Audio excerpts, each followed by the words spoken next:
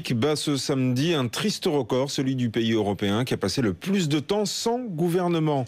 Le blocage politique dure en effet depuis le 13 avril dernier, juste après les élections législatives.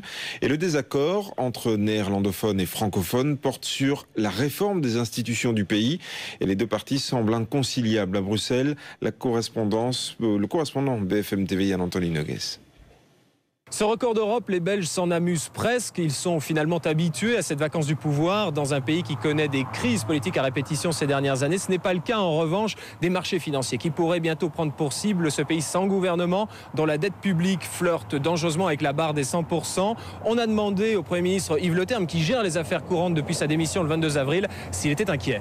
Non, pas du tout. Les résultats économiques et budgétaires de la Belgique sont excellents. Notre croissance économique est supérieure à la moyenne de l'Europe. Nous avons un déficit budgétaire qui est moindre aussi que la moyenne européenne. Et d'autre part, la plupart des politiques qui sont très importantes pour les citoyens, l'éducation, le logement, etc., sont gérées maintenant par les gouvernements régionaux. Donc, je dirais, dans l'immédiat, il n'y a pas de grands problèmes. Mais il est vrai naturellement que... au moins au niveau de la démocratie, il serait normal qu'après les élections, sur base du résultat des élections, il y aurait la formation d'un nouveau gouvernement.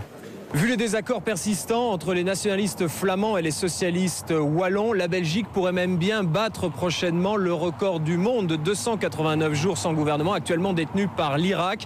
Pour l'heure, la Belgique reste au fond du trou. Les mineurs chiliens, comme le relève un humoriste belge, eux au moins savaient qu'on venait les chercher.